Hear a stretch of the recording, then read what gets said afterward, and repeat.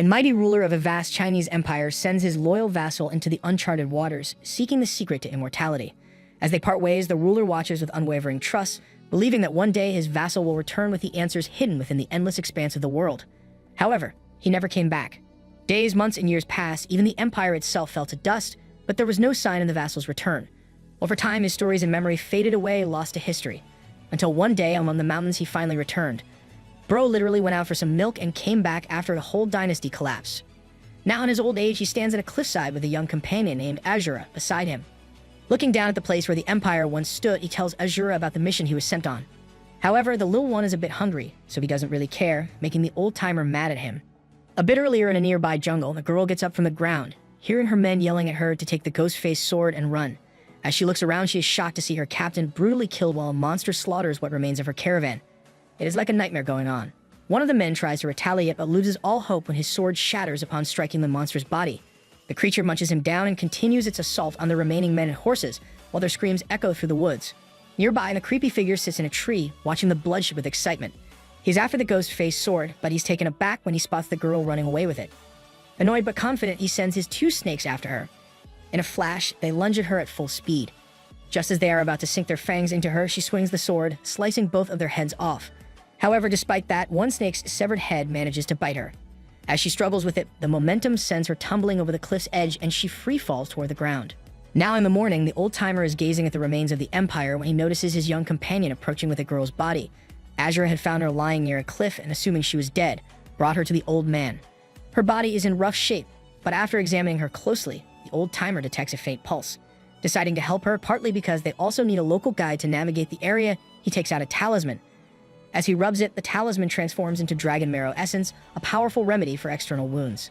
The young companion, clueless about what it is, asks the old man, who casually reveals that he got it as a reward from the Sea King. Apparently, he had helped the king's daughter, who had fallen in love with a human knight. Using his surgical expertise, he gave her legs, and in return, the Sea King gifted him the essence, known for its potent healing properties. But what really shocks Azura is that according to the old man, the mermaid lost her voice due to the procedure and, in the end, lost her man because of it. Bro is out here flexing his failure like it's worth plus 1,000 aura points. Stopping the yapping process, they focus on healing the girl, and as soon as they apply the essence, she fully recovers. However, the moment she wakes up, she panics and frantically searches for her ghost-faced sword, while the 2 bystanders are left completely clueless about what's going on. The old man, trying to be the nice guy, gently attempts to calm her down, but she's not having it. Instead, she jumps on him like he just stole her last ramen packet. Meanwhile, the young lad throws in some half-hearted verbal support. The girl literally takes the old-timer hostage, demanding that Azura find her sword or else she'll pop his head off. Meanwhile, the poor old man, with his ancient bones and barely 1 HP left, is out here buffering like a laggy Wi-Fi connection, questioning every life decision that led him to this moment. Despite being furious with her, Azura keeps searching until he finally finds the sword in his horse's mouth. Retrieving it calms the situation down, but just as they prepare to leave, the girl, treating them like hired drivers, orders them to take her to Skymist Valley. This enrages the old man, and with the 2 teeth he has left, he screams at her. As their tantrum continues, the same sinister guy who was after the sword finally catches up to them. His name is Sejun, and the moment the girl sees him, she is visibly shocked. The dude, however, watches him climb down from a tree and immediately assume he's some kind of ape or something. From a distance, Sejun warns them to obey him, but they're too far away to hear whatever the hell he's saying. The girl, however, steps forward and urges them to stand behind her, explaining that this is a matter of the martial arts world and she has to handle it herself. Hoping to wield the sword's power, she gets ready, only to realize Ashura is already ahead of her, casually confronting Sejun. As she yells at him to get back, she suddenly feels the sword pulsing. Out of nowhere, monstrous dragon snakes slither out from the forest. Sejun orders the serpents to attack, but just as Ashura is about to retaliate, the girl panics and throws her sword, hitting him straight in the head. As the old-timer tries to stop her, she shoves him aside, yelling that Azura's weapon is useless against these creatures. Seeing the sword now in the boy's hands, Sejun commands his monsters to strike. However, as Azura unwraps the sword, it suddenly begins shining brightly. With a single swing, he slices the entire serpent clean in half. The girl is left completely stunned. It seems like the sword has chosen him as its master. Meanwhile, as the sword grows larger, Azura starts chomping through the fallen serpent's body until he accidentally swings too hard, hits a rock, and snaps the sword in half. The girl, witnessing this, is absolutely furious, while Sejun, on the other hand, is relieved and immediately sends his remaining serpent to attack. Seeing the situation turning to crap, the girl tries to escape with the carriage, but the old man reminds her that the horse only follows their commands. He tells her to wait until his boy finishes the job. As she's busy committing elder abuse, Seijin is left shocked watching Azura casually dismantle the serpent army with nothing but a wooden staff. And when I say dismantle, I mean one-hit KO. Deleted from existence. Respawn not available. After finishing them off, he sets his sights on Seijin and smacks him so hard he goes crashing into a nearby tree. The girl is left speechless. Meanwhile, the broken sword, now lying in the blood-soaked field, starts trembling. After that, they leave, and the girl, finally realizing her mistakes, apologizes. She introduces herself as Samyang Siak, the head of the Siak clan, and offers to host them at her village in Skymist. The old man, however, clearly dislikes her. But she takes his anger as a yes, and, without waiting for permission, turns the carriage toward her village herself. They eventually agree to take Samyang to Skymist Valley on the condition that after that, they'll go their separate ways. Azura, despite the agreement, starts trash-talking her, and Samyang, never one to back down, fires right back. However, the old-timer jumps in to shut them both up, forcing them to ride ahead in silence. Meanwhile, back at the battlefield, Seijin's group interrogates him, shocked to hear that the legendary ghost-faced sword was broken by just a young boy. Even more surprising, according to Seijin, the boy and the old man weren't affiliated with any clan or guild. Once the interrogation is over, one of the group members, ignoring Seijin's desperate pleas, grabs him by the skull and mercilessly drains his life force. The leader of the group notices the carriage track heading toward Goldwood. As he turns back, he sees that Seijin has been fully absorbed by the other member, who then shrugs and says that Seijin's powers were useless anyway since his snakes were already dead. With zero remorse, they decide to handle the suspicious duo who caused all this mess themselves.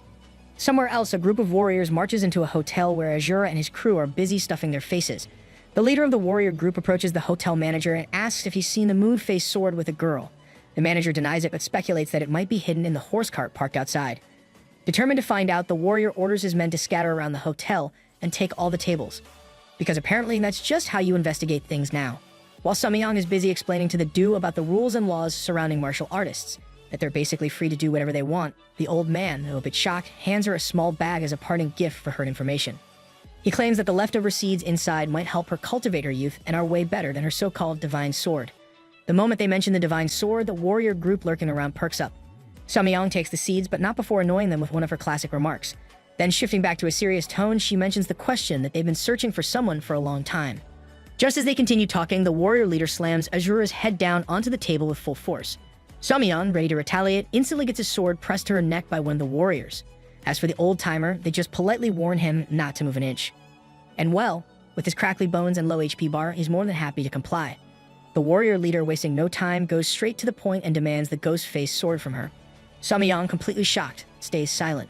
But her lack of response only makes the warrior group way more impatient.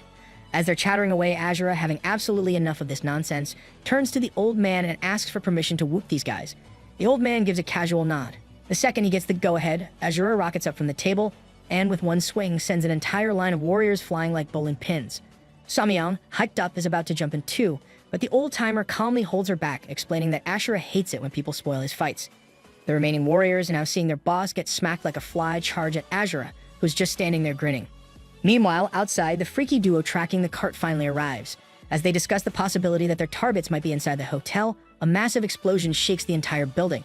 A bit nervous, they step inside, only to be greeted by the sight of Azura standing tall, while every single warrior lies knocked out on the floor. Samyang immediately recognizes these newcomers as curses. One of them, confirming that Ashura was the one who broke the sword, lunges at him. Samyang, concerned, yells for Azura to be careful. But before she can even finish her sentence, Azura smacks the absolute soul out of the curse, sending him crashing straight into the wall. Azura, the literal Chad, casually wipes his face, complaining that the guy's hand felt nasty. Meanwhile, the poor curse is sitting there with his arm bent like a zigzag ruler. But then, Azura notices something weird. The other curse, who was here just a second ago, is gone. Suddenly, the fallen warriors on the ground start screaming in agony. Right before Azura's eyes, their bodies dissolve as their life force gets sucked away by the curse. In mere moments, the curse mutates into a full-fledged monster. Azura, now visibly confused, turns to the old man and asks if this is something he's familiar with. The old man confirms, but Samyang quickly corrects him, stating that this technique is called martial arts vampiric osmosis style. Sounds like some expensive $9 water bottle they'd sell at Whole Foods. According to her, the curse's name is the Bloodsucker, an assassin working for Fort Sovereign. He can absorb living bodies to gain ki and their powers, and the more he absorbs, the more unkillable he becomes. Grandpa finds this pretty strange, while Azura, upon hearing that the monster is immortal, grows even more interested. As the monster strides toward Azura, loading up a devastating punch, Azura eagerly prepares to counter. But at the last second, the old-timer shoves him aside. He wants to demonstrate the power of his seized to Samyang. Just as the monster's punch is about to strike, the old man flicks one of his seeds at the incoming attack. The impact is so strong that the seed sinks into the monster's body, crunching him from the inside out. For a brief moment, everything pauses. Then, suddenly, the monster starts transforming. His entire body warps and stretches, twisting into a colossal tree that shoots up so high it nearly touches the sky. The old man, admiring his handiwork, casually claims that he originally created these seeds just to grow his own immortality herbs. However, as he turns to call Samyeon, he notices she's nowhere to be seen. Suddenly, they hear the voice of the cursed leader from high up in the massive tree. He's holding Samyeon hostage, warning them to never forget his face. But before he can say another word, Azura hurls his sword straight at the guy's head. The blade pierces through, but to their shock, the curse becomes transparent just in time and vanishes, leaving no trace behind. Despite searching, they find nothing. Frustrated, Azura suggests they ask their steed instead. The old-timer thinks for a moment, then, without hesitation, they start riding. In an empire, Samyeon is yeeted into a prison cell while the curse, having dropped her off, heads toward the central building. Meanwhile, back in the forest, the old-timer pulls out a bag of seeds, letting the steed take a good whiff. The moment it catches the scent, the horse loses its mind and takes off like a rocket. The duo barely manages to hop on before they're sent hurtling forward at a speed so ridiculous that Einstein himself will be rolling in his grave. Meanwhile, in the central building, the curse presents himself before Juhong, the commander of the assassin company. He reports what happened, which immediately sends Juhong into a rage. As the captain of the intelligence squad, the curse was expected to handle things properly, yet despite his position, he failed miserably. Trying to clear himself, the curse explains that the situation turned far worse than expected. Instead of forcing a fight, he chose to extract information, which he believes was the best possible outcome. Juhong, though disappointed, ultimately decides to give him the benefit of the doubt. Shifting focus, he inquires about Samyeon, who he recalls belongs to the remnants of the Grand Martial Union. The curse confirms this and requests permission to interrogate her, hoping to extract intel about her companions' identities and Skymist Valley's involvement in the matter. However, Juhong denies his request outright, ordering her immediate execution. She's already done irreversible damage by destroying the sword.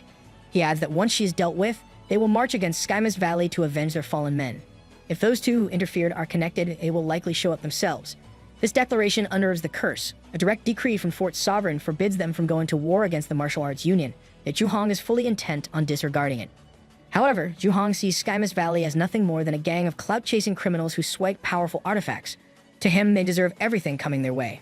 So without a second thought, he orders the summoning of Red Moon and Blue Demon to take care of business. Despite his hesitation, the curse ultimately agrees. Meanwhile, the steed is flashing toward its target with lightning speed. On the other side, Samyeon is fuming. She's still mad at herself for letting her guard down, and in her frustration, she accidentally snaps the rope she was tied to. Just as she's standing there, processing the fact that she's somehow free, the entire carriage comes crashing through the prison wall, landing right in front of her. As she struggles to believe her eyes, they urgently press her to hurry before the guards arrive. Outside, the guards hear the disruption and rush to open the door, only for the entire building to explode. On the other side of the blast stands Azura, gripping his sword. The explosion creates the perfect opening for the steed to get its run-up, but the loud bang has now alerted every single guard in the area. Meanwhile, in the central building, the commander sits with Red Moon and Blue Demon, entrusting them with the complete eradication of Skymist Valley. Blue Demon Jang, leader of the pursuit squad, confidently offers to take on the job, claiming it's a 10-day task for his group. However, Red Moon Joe, captain of the Sarong squad, argues that his squad is better suited for the uneven terrain of Skymist Valley and boasts that they'll finish it in just 3 days. As they debate, they're suddenly startled by a loud bang from outside. Rushing out, they are shocked to see it's Azura standing in a massive crater formed by his own power, fighting off guards like it's just another day. The curse, terrified, frantically points at Azura, stammering that this is the guy he was talking about. The commander, stunned beyond words, can only stare in disbelief. Meanwhile, on the battlefield, Azura is sprinting toward the carriage, trying to make his escape, when suddenly, an arrow from the archers lodges itself right into his butt. Enraged, Azura slams his staff into the ground with full force, obliterating the entire area into nothing but rubble. The commander, witnessing this insanity, can barely process what just happened. In a panic, he screams for his captains, declaring that whoever takes down Ashura will lead the assault on Skymist Valley and will be promoted to vice captain. Hearing that, they all charge toward Azura. Meanwhile, Grandpa, with his usual crackhead energy, starts stomping the crap out of Azura for almost getting him killed by pulling that stunt. As things finally calm down and they prepare to leave, they suddenly notice something. Azura's pet, Sally the Salamander, is missing from one of their chests. Spotting Sally on their carriage, Azura instantly chases after it. But just as Azura, while pet calling it, is about to catch it, an axe comes flying down, slicing off its tail. Everyone's expressions turn dark at the sight, while Azura, now seething with rage, notices the culprit, who is none other than the Blue Demon. Without hesitation, both the Blue Demon and Red Moon charge at Azura, ready to throw hands. Azura stands his ground, prepared to unleash havoc, but suddenly, Out of nowhere, the old-timer's steed swoops in, snatching Azura up in its mouth. Meanwhile, Sally the salamander, channeling an immense amount of power, explodes, wiping out the charging enemies and engulfing the entire area in a massive eruption, leaving nothing behind but a giant atomic bomb-sized crater and raging fire. In that nick of time, however, Azura's group manages to reach a nearby cliff, all thanks to the steed's insane speed. Meanwhile, the old-timer, clearly disappointed with their reckless approach, shakes his head. And to rub it in even more, Azura, still sore, asks him to take the arrow out of his butt. Instead of the arrow, the old man gives him his fist instead. After that, their journey to Schemes continues, leading them to a mountain pass where suddenly a spear strikes the ground in front of them, followed by voices warning them to stop. As Azura starts to lose his thing, Selmion quickly calms him down. She then whistles and runs into the fog while the duo waits, expecting a grand welcome with a veritable feast and a spread of delicious dishes. As Oldie starts rambling more about food, both of them begin drooling, already imagining the flavors. After a while, Selmion returns, apologizing for making them wait, but instead of inviting them to a glorious banquet, she's actually parting ways with them. She assures them that if fate allows, she'll repay them one day, then says a heartfelt goodbye to the steed before vanishing into the mist. And just like that, my boys are left hanging. No feast, no warm send-off, just cold, hard rejection. With nothing else to do, they decide to move on. Eventually, they reach a quiet resting spot where Ashura decides to eat away his sorrow while the old man busies himself with his old-school tracking rods to find their way. But no amount of food can fill the void Ashura feels after his beloved pet Sally is gone. And let's be real, losing a pet salamander that can nuke things? Yeah, that one stings. Hearing that, the old man loses it and throws the rods at Ashura, yelling that he already told him to get rid of that damn salamander, but he kept it anyway. As they keep yapping at each other, another warrior, along with his companions, is observing them from a distance. One of them, the sect leader, turns to a guardsman named Jang and asks what he spotted. Jang, carefully observing the duo below, notes that they're dressed pretty weirdly. The sect leader brushes it off and pushes forward, reminding them that they need to reach Spirit Roan Forest before sunset. With that, they move on and reach the forest just as night falls. Now, Spirit Roan Forest is said to be home to a great giant sage, a sorcerer of immense size and power who supposedly resides deep within the woods. However, Jang has never seen anything like that in the forest before. He figures it's probably just a rumor and suggests they turn back. The sect leader bluntly rejects the idea, refusing to leave until they meet the giant sage themselves. Jang, a bit scared, tries to press the issue again, but as they argue, he suddenly notices something. The terrifying mountainous sage in front of them just moved. Seeing that, the sect leader instantly charges straight at it. Meanwhile, someone else is already busy fighting the giant, literally beating it down. The guy is putting holes in that literal behemoth and taking it straight to the ground. And of course, it's none other than Azura. As the giant falls, the old man calls out to the giant fellows, asking if he really thought he would be safe hiding in there. The giant, however, looks surprised. He was told that the emissaries of yore had all disappeared, yet here it is, that old man standing right in front of him. The old man questions where he heard that, to which Fellows casually replies that he just heard it from the birds, and with that, he dies. Just as the old man asks if the giant has any final words, the sect leader and Jang arrive, completely losing it over the fact that the giant is dead, and that the duo in front of them killed it. In a blind rage, the sect leader orders Jang to attack. With a swift movement, he slashes them both to death, however, only in her dreams. In reality, as soon as they appeared, Azura knocked the crap out of them, leaving them completely cold. Azura, annoyed, considers finishing them off, but the old-timer just sighs and suggests leaving them behind and continuing their venture. As they leave, Jang, already regaining consciousness, wakes up his sect leader, reminding her that they need to leave now if they want to get out of the forest before sunset. Both of them, a bit panicked, quickly start making their way out, while Azura, watching them from a cliff, casually asks if the old man used his memory-frying spell properly. The old man confirms, and with that, they get back on their journey. The scene shifts to a few years ago in a nearby town. A father hands his son a neckband of the Guardian, revealing that it was bestowed upon their clan by the so-called Blue-Eyed Sage. The wearer of this band will gain tremendous power, but at the cost of catastrophic ruin. As the father gives it to his son, he warns him to only use it in the most impossible situation. Years later, the boy has grown up to become a sage. While venturing outside his town, he comes across a badly beaten warrior, buried under the landslide of a mountain. Feeling pity, he takes the injured warrior back to his household, where he bandages him up and provides him with food and shelter. As the warrior slowly recovers, the two develop a strong bond, spending time laughing and eating together. After a few days, the warrior is fully healed, and that's when his men finally arrive, looking for him. The moment they see him, they bow deeply, showing respect. The warrior then bids farewell to the sage, expressing his gratitude before leaving with his group. As they head back, the warrior suddenly spots the sage's messenger sprinting toward them with his pale face and fear in his eyes. Without saying a single word, the messenger rushes past them and heads straight for the sage's house. The warrior watches him go, feeling a sense of suspicion creeping in. Back at the house, the messenger hands a letter to the sage, and as he reads it, terror washes over him. The letter reveals a 300 gold coin bounty placed on the warrior he had helped earlier. Shaken, he quickly puts the letter away and sends the messenger off, only to freeze in horror as he sees the same warriors group returning. They know that the sage's household is now aware of their criminal status, and with that, they massacre everyone in sight, leaving behind a bloody mess of bodies scattered everywhere. Among the fallen, the sage, barely clinging to life, manages to drag himself into a safe room. With his last few breaths, he thinks of his slaughtered household, and in his grief, he blames himself for everything that has happened. His eyes then fall upon a small box, the same box that holds the neckband his father had given him when he was a child. He remembers his father's words about using it only when the other side looks impossible. Without a second thought, the sage places the neckband around his neck. The moment it touches his skin, his bones begin cracking and snapping, twisting in unnatural ways. As he trembles in agony inside the room, the warriors group follows his blood trail to the door. They call out to the sage, but when he doesn't respond, the warrior signals one of his men to take down the door. However, as the man walks up to the door, it swings open by itself, but before he can react, something slashes his head into pieces in an instant. Everyone stands in shocked silence, until two glowing eyes emerge from the darkness, followed by a massive werewolf-like monster stepping out. It's the sage, now fully transformed into an enraged beast. Meanwhile, outside, the other men are busy gathering loot when a sudden blast rips through a building, sending debris flying. Their warrior comes crashing out of the wreckage, only to be followed by the werewolf monster itself casually walking out with the warrior's remains dangling from its jaws. Terrified, the remaining men drop everything and run for their lives, but the werewolf hunts them down, brutally tearing apart anyone in its path. As this is happening, Azura and the old man sit comfortably on a nearby rooftop, grinning in excitement as they finally find the hellhound collar they were looking for. As the monster is about to devour the warrior leader and everyone around him, Azura suddenly appears out of nowhere and smashes its head into the ground. The impact is so powerful that the monster's head gets stuck for a moment before it forcefully pushes itself free. Azura starts arguing with the monster, telling it to calm down if it wants to transform back into its human form. However, the wolf completely ignores him and lunges straight at the warrior leader. Just in time, Azura stops him by slamming a punch into his gut, sending him crashing through multiple walls.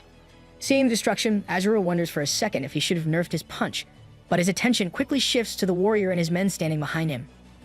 With an intimidating glare, he coldly tells them to get out of his way. Azura then refocuses on the wolf now buried under the rubble of a collapsed house. Just as he's about to convince the beast to calm down, his eyes widen as he notices the lifeless bodies of the sage's entire family scattered around. Azura stares at the devastating sight, but before he can react, the sage's neckband glows once more and he starts transforming again. With a monstrous roar, the sage fully evolves into a four-legged jet-black beast, far more powerful and terrifying than before. Meanwhile, the warrior group is fleeing for their lives, heading toward the exit. But just as they are about to reach it, the wolf jumps in front of them, tearing down the exit. The warriors are left in utter disbelief and terror as the wolf starts smashing them one by one, killing them left and right in front of their leader. Now at last, only the leader remains, apologizing in fear, but it's already too late, and the wolf tears him apart. Azura arrives just then, asking for the neckband, having allowed the sage to get his revenge. However, the wolf turns toward Azura with full ferocity and blood in his eyes. As he charges Azura despite not wanting to, readies himself to fight back. Azura, gripping his staff, swings it at the incoming wolf before following up with a series of whacks to its front legs. The beast crashes down, and Azura doesn't waste a second. He delivers a mighty swing straight into its body. The impact is so intense that it creates a massive crater, leveling everything in a large area. Even Oldie is caught in the shockwave, tumbling through the air only to be saved at the last moment by his trusty steed. As the dust settles, Azura finds himself standing before the sage, who begins to dissipate into the air, leaving behind the neckband. Azura picks it up and hands it to the old-timer, who examines it with a knowing look before transforming it into a talisman for storage. With this, they secured one out of the 3 hellhound collars, 2 more to go. With everything settled, they burn all the bodies and leave the area. On their way, Azura recalls that the sage had thanked him before fading away. That little detail sticks with him. Meanwhile, back at the site where Sejin and his serpent met their end, someone else is rummaging through the remains.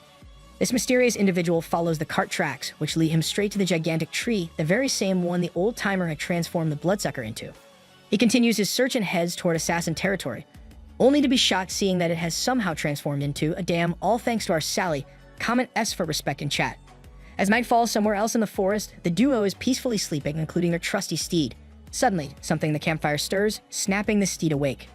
In it, he notices Sally rebirthing from the flames, casually walking up to Ashura, like it's never left.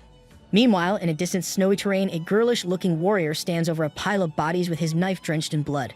This warrior has a spider tattoo on his back, and there is a ferocity in his eyes. Meanwhile, in another place, a curses captain sits atop a house, looking at a map drawn by other curses to track someone, but they all fail to get close to him. Frustrated, the captain crumples the map, and just then, his men call them down. They are at the sage's household, where bodies of men lay brutally killed on the ground. As the captain descends, he praises his men for searching well. However, they reveal that they haven't heard back from the message they sent via pigeon, and it's been 10 days. This makes them wonder if something happened back at headquarters. However, the captain remains confident, as according to him, the assassin company is protected by captains like Blue and Red, along with the leader himself, so it's unlikely they couldn't handle the situation. Still, just to be sure, he decides they'll return to headquarters to check things out for themselves. But before that, he has one more stop in mind. He wants a second encounter with someone special. As they scout a village, one of the captain's men tells him the story of the Divine Moon Maiden. She is a mysterious woman who once saved Grain Drop Village when its people were starving and hopeless. She brought food, aided the weak, and helped in every possible way. As the villagers recovered, they built a shrine in her honor to worship her. Thanks to her efforts, Grain Drop Village continues to thrive to this day. Hearing the story while gazing at the shrine below, the captain grows excited. Despite the peaceful atmosphere, he and his sidekick break down the door, demanding to see the Divine Moon Maiden. Suddenly, an old woman emerges, scolding them for their rudeness. She insists they leave, revealing that the Divine Moon Maiden cannot see them at the moment. The captain, letting out a maniacal chuckle, forces his way inside. As he steps in, he spots a group of maidens shielding a woman who he assumes to be the Divine Moon Maiden. When they refuse to move, the lady herself gently asks them to step aside, stating that resistance is useless.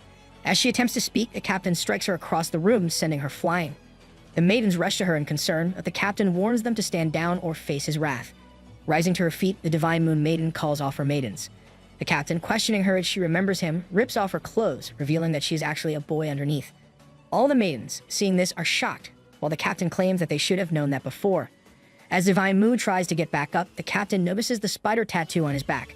This makes the captain even angrier, and he grabs Divine Moon by the hair, threatening to torment him with a slow and agonizing death.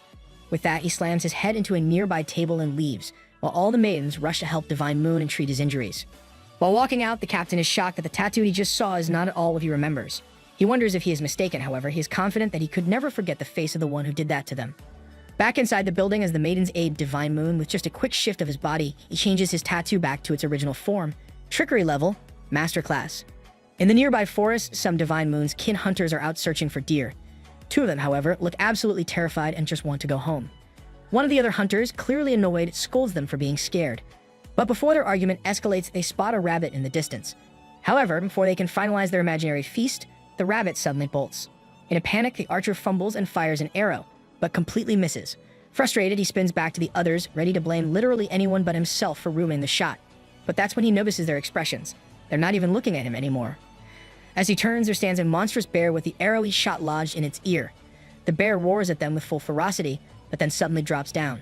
It's Azura who took down the beast. However, since the hunter's arrow also hit it, he decides to share the meat with them and even offers them a ride home. As the kids reach home, they immediately start calling for their parents, eager to show them what they've just caught. But to their shock, no one is there. Just as confusion sets in, they notice massive flames erupting from the village center. Without hesitation, they rush toward the fire, knowing their parents will be there to help, leaving Azura and the old man behind. At the village center, the townspeople are doing everything they can to fight the raging flames. Bucket after bucket of water is thrown in a desperate attempt to contain the fire, while the village elders stand anxiously, hoping for some miracle. Suddenly, someone spots the arrival of the Divine Moon Lady. Immediately, the villagers rush toward her, their faces filled with hope, while she gazes at the fire with a curious expression, as if lost in thought. Meanwhile, on a nearby cliff, the captain and his warrior watch the scene unfold. The warrior realizes that the villagers' coordinated effort might actually be enough to put out the blaze soon. However, the captain remains unfazed, as after all, this fire was merely a warning. According to him, the boy dressed as the Divine Moon Lady single-handedly wiped out the most powerful sect in the northern martial arts realm and even killed his father, who was once a renowned sword master. The revelation sends a chill through his men, but the captain reassures them. He doesn't blame anyone for being fooled. After all, the Divine Moon's elegant appearance hides a beast within. As he speaks, the captain reveals a bit of backstory. A ruthless band of mercenary assassins known as the Black Pearl once terrorized the northern regions, leaving a trail of blood wherever they went. At one point, they even killed the captain's uncle, igniting a brutal war between his family's sword sect and the Black Pearl. The war was brutal, but in the end, the kinsmen emerged victorious. As if that wasn't enough, they turned their attention to the Dogo clan, the ones who had hired those merciless killers, and reduced them to ashes. Literally. With that victory, the captain's father, who had led the charge, earned the title of Powerful Swordmaster. However, he decided to retire and start his own life like an anime protagonist after an epic arc. The captain believes that his father took in a child from the Black Pearl, one who would have likely been sold into slavery if they hadn't claimed him. That boy, Wari, ends up working in their household, helping with various tasks, including assisting the captain himself. Honestly, the kid was basically an unpaid CS intern at that point. One day, as the captain was heading out, he stopped Worry and asked if he had ever dreamed. Actually had a vision for his own future. The captain tried to explain what a dream was, but Worry, having never thought about it before, just blinked in confusion. The captain then suggested he should find a purpose in life. My third-grade teacher told me the same exact thing. Yet here I am recapping comics on YouTube. Needless to say, you don't always find your purpose. Anyway, it wasn't until much later that the captain uncovered a disturbing truth that his father had planted an insect inside Worry's body when he was first brought in. This insect was no ordinary bug that responded to the father's command and could literally devour Worry from the inside out whenever he wanted. Time passes swiftly and a decade goes by. One day, a member of the kinsmen approaches the captain's father, advising him to replace the insect as its lifespan only lasts 10 years. However, the captain's father refuses. He has developed a strong trust in Worry, believing that after 10 years of loyalty, there is no chance of betrayal. The kinsman warrior, however, couldn't shake off his concerns. Worry was from the Calamity Demon tribe, an infamous group known for their savage nature. To him, it felt like they were raising a wolf among sheep, and he wasn't about to ignore that possibility. The captain's father, however, reassured him that thanks to the parasite, he had been monitoring even the slightest changes in Worry's temperament. So far, everything seemed in place. In fact, the boy wasn't even aware that the parasite existed inside him. Though still concerned, the warrior reluctantly agrees but suggests keeping the captain away from Worry. The captain's father, however, dismisses the idea, believing his son is more than capable of handling himself. As they argue, the captain stands outside, waiting for the conversation to end so he can seek guidance on something. Realizing his father is busy, he eventually walks away. Sometime later, while out hunting birds, the captain, perhaps a little too relaxed, ended up casually revealing the truth about the parasite to Worry. He knew he was making a mistake even as he said it, but once the words left his mouth, there was no taking them back. He even brushed it off afterward, joking that he had overheard plenty of things that didn't make sense anyway. However, Worry wasn't laughing. His mind fixated on one detail. The parasite had a lifespan of 10 years. And wouldn't you know it, that exact day marked the 10th anniversary of its implantation. Unintentionally, the captain had just broken Worry's shackles. And that was very bad news. With a maniacal smile, Worry reminds the captain of the time he was asked about his dream. He claims that his dream has finally come true. Sensing danger, the captain instinctively reaches for his sword, but before he can unsheath it, Worry lunges at him, stopping him in his tracks. Overpowering the captain, Worry then storms toward the kinsman's house, where he unleashes pure carnage, cutting down warriors left and right. The spider tattoo on his back pulses with energy, seemingly fueling his killing intent and ferocity. In no time, he slaughters everyone in his path, brutally tearing through the once proud warriors of the kinsman. Eventually, he notices the captain nearby barely alive, his body battered and his breath heavy. Despite having every joint in his body dislocated, the captain has somehow managed to crawl back. Walking past him, Worry pauses for a moment before speaking. At first, he had considered letting the captain live. But now, since the captain was the one who helped make his dream a reality, Worry decides it's only fair to return the favor, out of mercy. Hearing this grim story, the warrior asks if killing Worry on sight would be the best option. But the captain has other plans. He believes Worry deserves something far worse than a quick death. No, he wants to break him first, to push him to the very brink before finally taking him out. Determined, the captain orders his warrior to brief each team on their mission. At midnight, they will unleash a massacre. He is set on making Worry suffer by killing everyone in front of him, an eye for an eye, but with extra brutality. As they discuss their plan, a scout arrives in a hurry, informing the captain that he has seen something suspicious. As night falls, the fires in the village dim, and the families affected by the recent violence gather in a large hall for shelter. Worry is among them, tending to the wounded and offering help. Meanwhile, between the paths of a mountain pass, the scout leads the captain and his warrior to whatever strange sight he has discovered. As they walk, they discuss an odd mystery that the bandits never seem to attack the Divine Moon village. And it is all because of Worry's presence. The warrior speculates that the bandits might see Worry as some kind of divine protector, a higher being they dare not challenge. Either that, or they are just really superstitious. Whatever the reason, the village remains untouched. Just as the conversation starts to get interesting, the scout suddenly stops and points ahead. What they see leaves the captain momentarily speechless. Back at the village, as the families rest inside the hall, Worry stands on the roof, guarding them against unseen threats. Meanwhile, in the mountains, the scout reveals what he has found is a rotting corpse. At first, the captain is confused as to the reason the scout brought him there. But then the scout gestures further down the mountain. The captain follows his gaze, and what he sees sends a chill down his spine. Hundreds of similar corpses are scattered across the landscape. The captain's excitement grows as he finally understands why the bandits never dared to attack the village. Before he can fully process the revelation, a sharp whistle cuts through the air. A distress signal from one of their men back in the forest indicating an enemy attack. Panic spreads among them as they struggle to comprehend why anyone would ambush them in the middle of nowhere. Meanwhile, back at the source of the chaos, Worry is in full predator mode, cutting down soldiers with ruthless efficiency. One by one, they fall until he notices reinforcements charging toward him. But instead of fear, a grin stretches across her face. From a distance, the old-timer observes the scene, puzzled as to why someone like Wari would expose himself in such a vulnerable situation. Beside him, Azura sleeps soundly, undisturbed by the chaos, until the old man abruptly kicks him in the face. Talk about an aggressive alarm clock.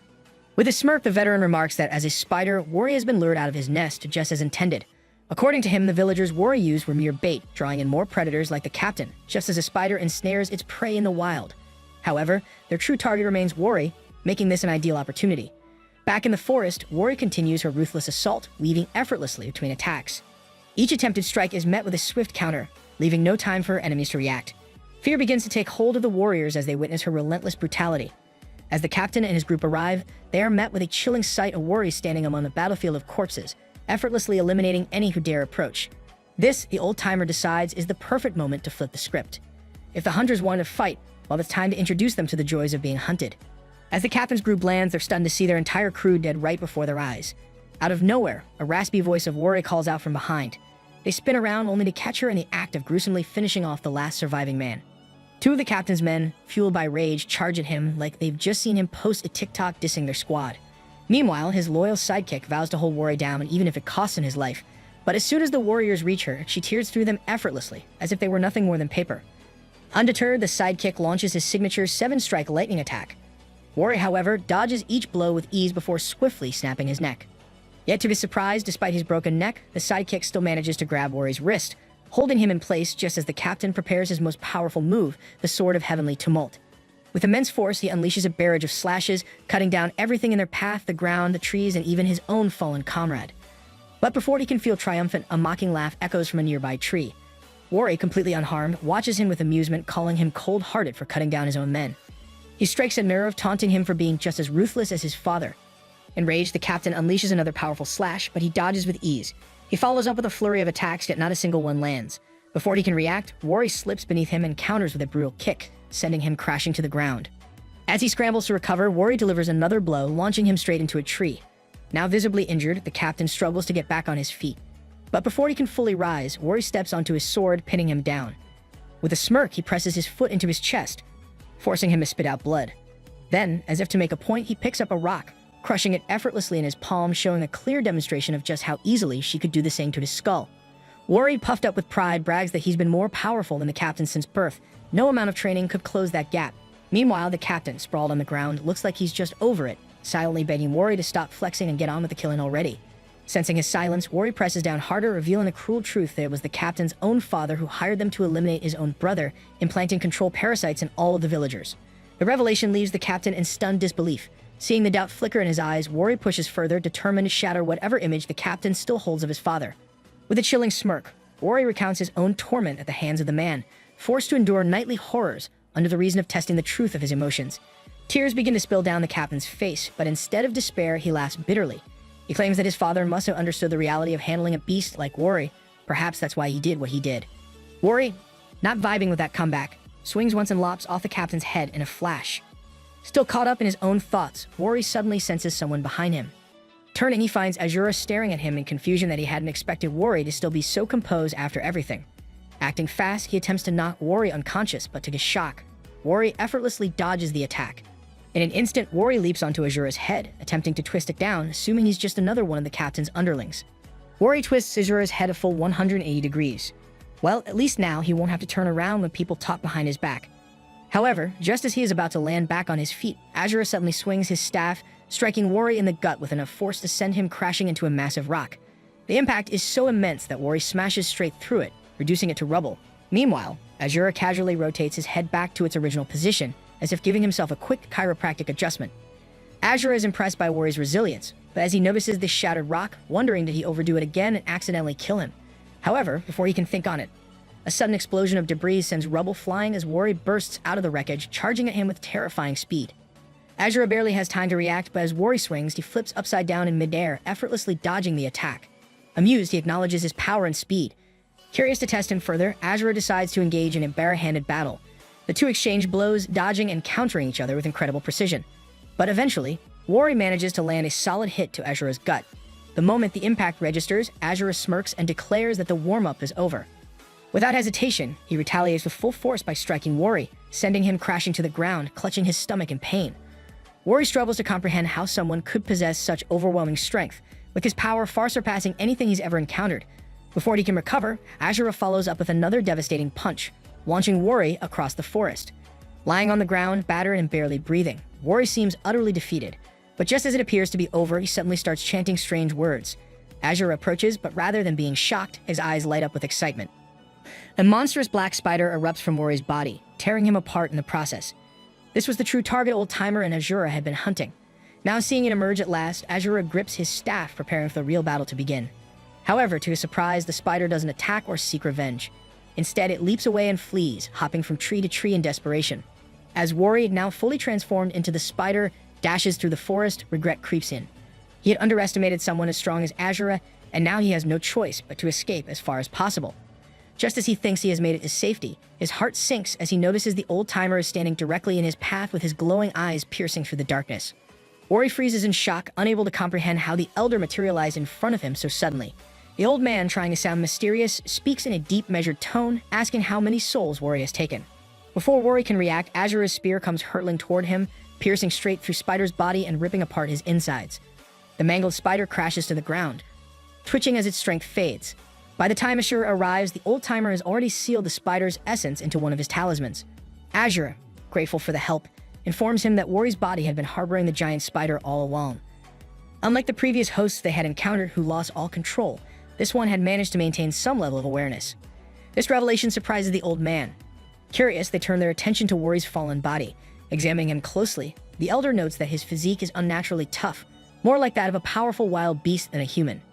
He recalls a tribe called Yor, known for having similar physical traits, but something tells him Wori doesn't belong to them. All these years, Wori had unknowingly been struggling to satisfy the black spider's hunger, caught in a relentless battle within himself. Yet from what the old man can tell, this spider wasn't responsible for raising the villagers as bait. If anything, it seems like Wori had been fighting against its influence with sheer willpower.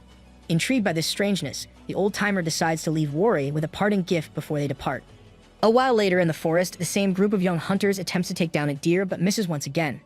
The archer, clearly frustrated, scolds the two for tagging along despite his warnings. As they argue, they suddenly notice a massive bear towering behind them, the very same one they had seen Ashura take down before. To their horror, they realize the bear has their mist arrow lodged in its ear. Panic sets in as they brace themselves, convinced they are about to become its next meal. Before they can react, a familiar voice catches their attention. To their surprise, they see the Divine Moon Lady calmly sitting atop the bear, treating it as if it were her pet.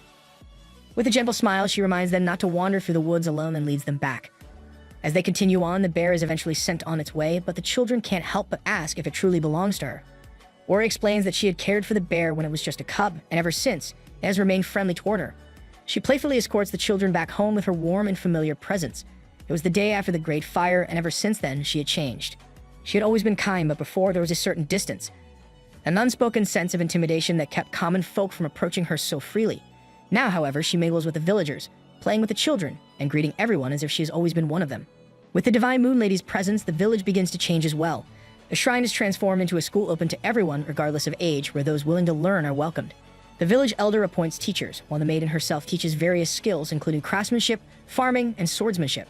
Over time, Grain Drop Village flourishes, gaining recognition for its prosperity and growth. However, one day, without any warning, the maiden suddenly disappears. The villagers, worried and confused, search for her tirelessly. In an attempt to calm them, the village chief offers an explanation.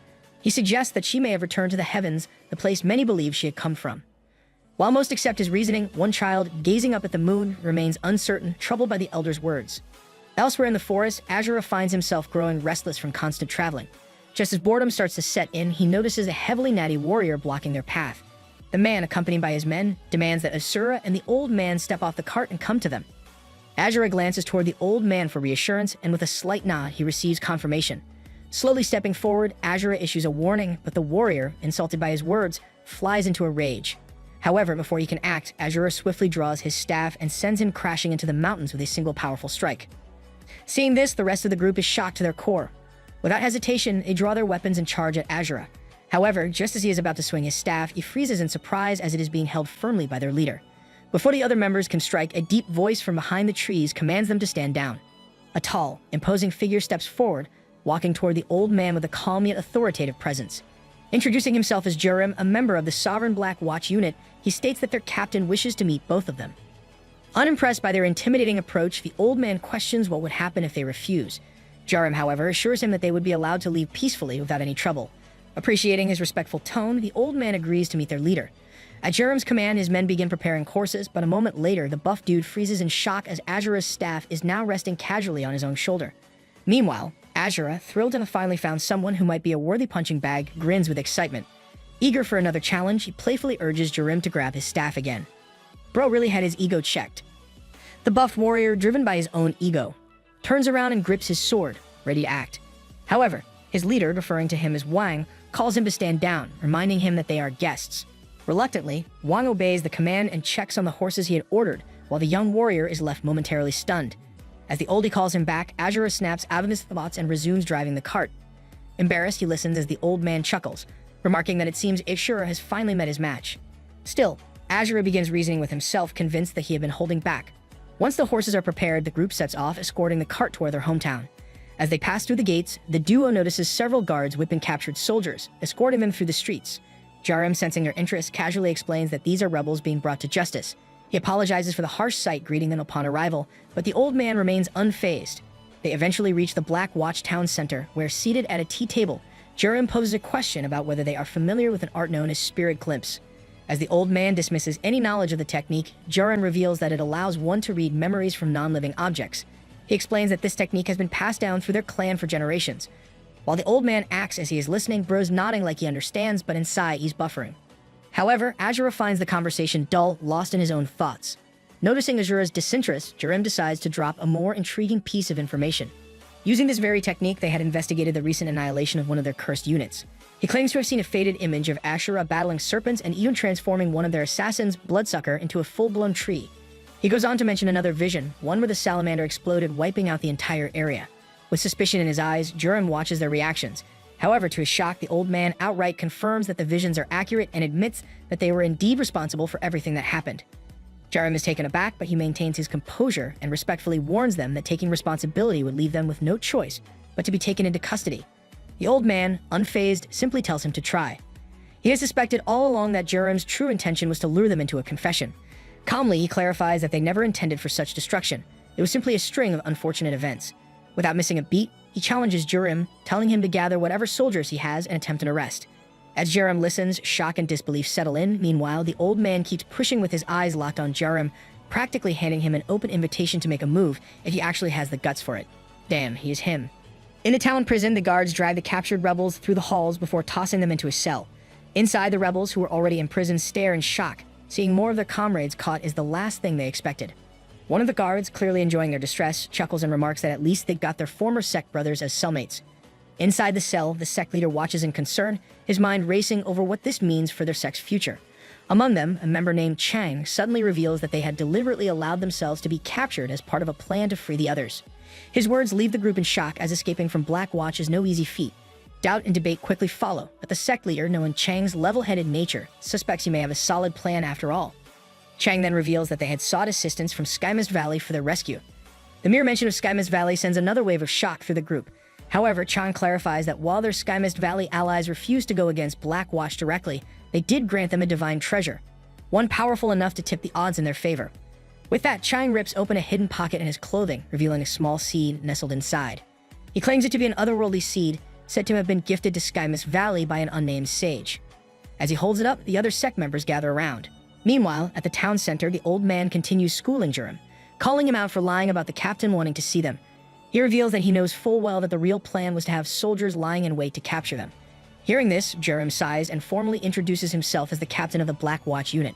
He apologizes, explaining that he had hidden his identity to put them at ease, though it clearly didn't work as intended. The revelation catches the duo off guard, but the old man remains unfazed. In his eyes, nothing has changed, as they still destroyed an entire branch of Black Watch's organization. Unbothered, he once again challenges Jarim to go ahead and attempt an arrest. However, instead of taking the bait, Jarim plays it smart. He calmly reveals that he has a different proposal to offer. Summarizing his observations, he notes that they seem to be outsiders to the Central Plains and currently have no affiliations. He proposes that they join Black Watch as operatives, assuring them that if they agree, they will have the unit's full support. He even goes so far as to dismiss the past incident as a simple misunderstanding. But the old man, maintaining a completely unfazed poker face, flat out refuses. Without hesitation, he arrogantly states that they do whatever they want, whenever they want. If Jarim truly wants to go back to his original plan and try to arrest them, then he's welcome to give it a shot. Despite seething with anger on the inside, Jerem maintains his composure and allows them to leave. This surprises the duo as they were expecting a fight. However, Jerem has no intention of making them his enemies. He plans to handle things differently. With nothing more to say, the duo stands up and prepares to leave. But just as they step forward, a massive metal cage drops from above, trapping them inside. Now brimming with confidence, Jerem smirks and declares that once someone enters Black Watch, they never leave. Unless in death. Damn, the way he said that has me feeling shook, and I'm just reading it. Azura immediately attempts to bend the steel bars, but quickly realizes they are far stronger than expected. Jerem smugly reveals that the cage is made of Millennium Frost steel, an incredibly durable material. At that moment, the buffed warrior from earlier storms into the building, accompanied by a whole squad of soldiers. They surround the cage from both sides with pure rage in their eyes.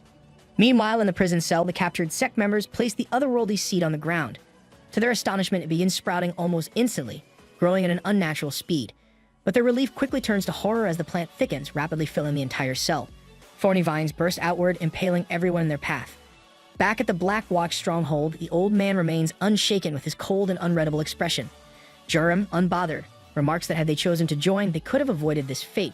They have only themselves to blame. Without hesitation, he orders his men to strike. Just as they extend their spears, the entire building trembles violently. The roots from the rapidly growing tree have spread beyond the prison, engulfing the entire town in a massive, entangling web of destruction. Meanwhile, inside the prison cell, the tree's roots have completely taken over, tearing through walls and floors, sending the cellmates scrambling for their lives. Over at the Black Watch stronghold, panic erupts as the roots coil and twist, demolishing buildings and impaling anyone unlucky enough to be in their path. In the central building, where Azura and the old man are moments away from being tortured, the ceiling suddenly caves in without warning. Debris crashes down, leaving the guards frozen in shock, trying to process what the hell is happening. The buff dude and his squad are swallowed by the rubble and get buried beneath layers of concrete. For a moment, everything goes eerily still. Then the debris begins to shift. A low rumble echoes through the ruins as the buffed dude rises from beneath the wreckage. He comes out lifting a massive debris off himself and tossing it aside. Surveying the destruction, he notices his guards frozen in shock and immediately barks at them to move and investigate what caused the chaos. But before they can react, one of the roots surges forward, impaling multiple of them in an instant. A sense of unease grips him, but the situation worsens when he sees Jerem engulfed entirely by the roots before his eyes. Panic sets in and he rushes forward to help. But instead of becoming plant fertilizer, Jerem casually pokes holes into the roots and phases out of them like a budget Temu version of Doctor Strange. As Jerem emerges, he suddenly remembers the prisoners, Azura and the old man. The buff leader quickly checks the cage. To his absolute horror, both of them had somehow bent the millennial steel bars and escaped. Yeah, the same bars advertised as indestructible. As he struggles to process this, his attention shifts to the duo, who are now intently observing the massive roots. A realization dawns on Oldie that this might be the very sea he once gave his Samyeon. The thought surprises him, making him wonder if she is somewhere nearby. Meanwhile, Azura is still trying to make sense of what the old man is saying when, without warning, the buff leader grabs him by the head and violently dunks him into the ground. POV. When you tell your gym bro that lifting is overrated. He doesn't stop there. Pressing down harder, he grinds Azura's face deeper into the dirt. Witnessing this, Jerem shouts, ordering the guards to take them down, especially the old man. At first, the guards hesitate, but upon his command, they finally charge in, swarming toward the oldie, who remains completely unfazed. Just as the guards get close, the reason for his eerie calm becomes painfully clear. The roots explode from the ground with zero mercy, impaling every single one of them. Their screams and cries echo through the building, yet the old man simply stands there, silently listening. According to the old man, people assume plants don't have brains and can't think for themselves, but surprisingly, they're fully capable of defending their master. Saying this, he shifts his gaze toward Jerem, who immediately panics and starts channeling a spell to defend himself. But before Jerem can even finish a single incantation, roots explode toward him. Barely dodging, he leaps into the air like his life depends on it, because, well, it does. Meanwhile, the buff dude stands there, absolutely flabbergasted that despite him smacking Azura into the next dimension, the kid is still standing. Azura dusts himself off, casually cracks his neck, and drops the most ominous warning of all time before turning around and uppercutting the buff dude so hard that even prime Mike Tyson would feel secondhand embarrassment. Not once, but twice. The sheer force sends the muscly dude flying straight into the wall. Jerem watches all of this unfold and starts sweating armpits. Despite being in unbelievable pain, the buffed dude still manages to grunt out some praise for Azura's hands, clearly trying to keep some of his dignity. But then his face drops as something feels off. And that's when he notices. Azura is literally holding his lower half. He watches in horror as his legs fall to the ground in front of him. And it's then that he realizes he's really missing his important devices. Noticing this, he dies on the spot while Jerem, observing all of this in 4K, is visibly nervous. He overhears Oldie scolding Azura for using too much power and losing his composure. As the duo is talking, they hear a loud crash and notice Jerem fleeing the scene. However, as Jerem jumps outside, he is in disbelief as he notices the whole city engulfed by those roots, and to top it off, Azura is right behind him. With nowhere to go, Jerem starts channeling mana into his body and begins transforming into another form. Meanwhile, Azura watches in shock, expecting a powerful shift, but instead, Jerem's body ignites like burning paper, dissolving into the air. Azura stands confused, but the old man, now beside him, calmly explains that Jerem used an illusion technique to escape. When questioned, Azura reveals that Jerem vowed revenge before vanishing. Hearing this, the old man understands the gravity of the situation. They never intended to destroy the Blackwatch stronghold to this extent, and now these newly made enemies will undoubtedly become a major problem in the future. As the destruction caused by the roots spreads, a few soldiers remain trapped beneath heavy concrete, taking their final breaths. However, Chang, the rebel prisoner responsible for the chaos, finishes them off without hesitation. Though injured, he is still standing. His comrades soon regroup with him, informing him that they cannot locate the others. The prison cell they were held in has been completely engulfed by the roots. They also assure Chang that the Blackwatch guards on the other side were likely crushed to death as well. Despite this, Chang is not satisfied. He craves revenge, and he wants it now. He orders his men to burn everything, ensuring that no trace of the stronghold remains. Just as they begin carrying out his command, a sudden rattling from the rubble behind them sends a wave of unease through the group. They had already checked the area. Nothing should be moving. From beneath the wreckage, Azura, the old man, and their steed push their way out, emerging on a cart that forces its way through the tangled roots. The rebel sect watches in shock, initially mistaking them for Blackwatch operatives. Their leader, suspicious of their intentions, immediately orders his men to eliminate them. The rebels prepare to engage with their weapons drawn. However, before they can act, Azura casually steps out of the cart. With his bare hands, he obliterates the remaining rubble with a single punch. The impact sends a devastating shockwave down the line, obliterating everything in its path. The rebels' eyes widen in disbelief. Watching the trio advance toward them, they quickly reconsider their options. Realizing that fighting would only lead to the same fate as the crushed concrete, the rebel leader nervously suggests to Chang that they invite the newcomers for a friendly chat instead. After a tense moment, Chang reluctantly agrees. And just like that, they went from fearless warriors to HR department representatives in 0.2 seconds. They choose a ruined building, clearing it out and offering Azura and the old man a proper meal. However, the old man refuses, revealing that they have pressing matters elsewhere. The sect leader and his men plead with them to stay, insisting that they at least share a meal. After some hesitation, they eventually agree. As night falls in a secluded cave far away, Jerem kneels on the ground, pleading before a hooded figure. The figure, clearly disappointed, chastises Jerem for losing all his men and still having the audacity to crawl back, begging for help. When Jerem tries to explain, the hooded figure silences him with a glare. Stepping closer, the figure coldly declares that he alone will decide whether Jerem is worthy of mercy. Without warning, he grabs the back of Jerem's head, his grip tightening with monstrous strength. Jerem's eyes bulge as the pressure increases, and when the grip intensifies, his very soul seems to fade into oblivion. Meanwhile, back at the sect's meeting point, Azura and the old man enjoy the group's hospitality, engaged in a discussion that leaves them stunned. The sect leader reveals that Fort Sovereign possesses the ability to enhance an individual's power. He explains that those who, by rare chance, gain an immense reserve of inner Qi can unlock extraordinary abilities. Such occurrences, he adds, happen only once or twice a century. But it is his next statement that truly shocks the old man. He claims that the Lord of Fort Sovereign has the power to resurrect the dead and make them even stronger than before. Hearing this, the old man's expression darkens. His voice rises in disbelief as he questions whether they are truly saying that someone exists with the divine power to bring the dead back to life. Meanwhile, in the secluded cave, Jerem's lifeless body lies motionless before the hooded figure, who dismissively refers to him as a cockroach. Stepping over the corpse, the figure approaches a massive doorway carved into the cave walls. However, just as he nears it, a deep, commanding voice halts him in his tracks. The figure immediately bowed in respect, revealing that he has brought critical information for the Lord. This, however, enrages the deep voice, which demands to know whether the matter is truly grave enough to justify disturbing the Lord during his meditation. Sensing the growing tension, the figure quickly offers to handle the situation himself and requests permission to act on the Lord's behalf. After a brief pause, the voice grants him the authority, and without hesitation, the figure departs. Beyond the doorway lies a vast underground lake, its still waters reflecting the glow of a magnificent, radiant tree standing at its center. It could have been the loading screen for an otherworldly RPG. There, bathed in light, the Lord stands ready to meditate. Slowly opening his eyes, he turns toward the source of the deep voice and asks if there is anything that requires his attention. The voice, after a brief hesitation, assures him that nothing of significance demands his concern. Satisfied, the Lord returns to his meditation, extending his hand over the water. With a simple motion, he conjures a whirlpool, lifting it into the air with effortless grace. Yet, as he does so, a long-anticipated presence begins to stir in the distance. From the swirling waters, the image of the old-timer takes form, whom he recognizes as the king of fallen emissaries, his old friend. 14 years ago, the martial arts realm found itself in an all-out war against the Northern Demon cult. The cult's sheer strength and numbers were so overwhelming that for the first time in history, all martial arts sects were forced to unite against a common enemy. However, just as the battle was about to commence, a hawk arrived carrying a letter that delivered shocking news that the entire demon cult had already been annihilated by an unknown faction. The revelation sent shockwaves throughout the martial arts realm. Determined to uncover the truth, the Alliance dispatched a team of spies to investigate. Upon reaching the cult's territory, the spies were met with a horrifying sight of the entire stronghold laying in ruins, engulfed in flames, completely obliterated. Naturally, they went back to report their findings, and the whole martial arts world erupted in cheers. People partied so hard you'd think they'd done the work themselves. Not a single person questioned who this unknown faction was, why they did it, or if they were now the bigger threat. Nope, that required thinking, and thinking was for later. However, sometime later, a group of mysterious, hooded messengers appeared, driving along a massive coffin.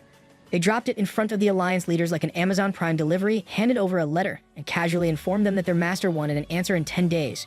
With that, they departed, leaving behind the coffin and the sealed letter. When the coffin was finally opened, the martial arts leaders were left in utter shock, finding that it contained the lifeless body of the once feared leader of the demon cult. The letter, however, brought an even greater disturbance. It did not offer an alliance or gratitude for their shared enemy's defeat. Instead, it issued an ultimatum, demanding the martial arts realm's complete surrender and subjugation under the unknown faction. The terms were absolute and utterly unacceptable, throwing the entire alliance into chaos. Sects became divided. Some called for immediate war, refusing to bow to an unseen force, while others, shaken by the display of power, considered breaking away from the alliance and acting on their own. Uncertainty and discord spread like wildfire, and in the absence of a unified decision, the 10-day deadline passed. As promised, the messengers returned, but this time, they did not come alone. They arrived with an even greater force, their numbers swelling, making it clear that they weren't here to negotiate. They were here to make a decision for them. As the leader of all the martial arts alliance attempted to negotiate with the messengers, a sudden flash of steel cut through the air. In an instant, every leader was sliced in half by one of the messengers. The entire martial arts realm stood in stunned silence, unable to comprehend how their highest-ranking figures had been eliminated so effortlessly. What followed was pure devastation. The messengers unleashed havoc upon the city, mirroring the destruction they had wrought upon the demon cult. It became painfully clear that there would be no room for negotiation, only submission or annihilation. The scale of the destruction was so overwhelming that it sent shockwaves throughout the Central Plains, forcing even the most bitter rival sects to abandon their grudges. At the heart of this chaos was the leader of Fort Sovereign, a figure known as the Pale-Faced Divine Physician. He commanded an unparalleled force consisting of his 3 loyal guardian commanders and 8 powerful protector beasts. Together, these 12 individuals formed an unstoppable force that laid waste to the martial arts strongholds across the Central Plains. City after city fell, burned to the ground, obliterated without mercy. Yet not everything was reduced to ruin through sheer destruction alone. Many martial artists, overwhelmed by the power of the 12 guardians, chose to surrender and pledge allegiance to them. Most of these recruits hailed from lesser sects, while a handful had once been part of the demon cult's alliance. The pale-faced divine physician welcomed them into his growing army, and with each new follower, his forces swelled, pushing even deeper into the heart of the Central Plains. What remained of the once mighty Grand Martial Union stood in defiance but was ultimately crushed in brutal warfare. The Guardians and their soldiers showed no mercy, reducing the last remnants of resistance to dust. This was the history of the pale-faced divine physician. The sect leader recounts this tale to the duo, revealing the dark legacy of a man feared across the land. According to the sect leader, all of these events led to the formation of Fort Sovereign. Hearing this, the old man falls into deep thought. While he sympathizes with those who suffered, his main concern lies with the divine physician himself. The old man questions whether anyone has ever witnessed the divine physician performing an actual resurrection. The sect leader hesitates before answering and claims that the same unholy power used to create the 8 guardian beasts is responsible for these alleged resurrections. However, the old man remains skeptical.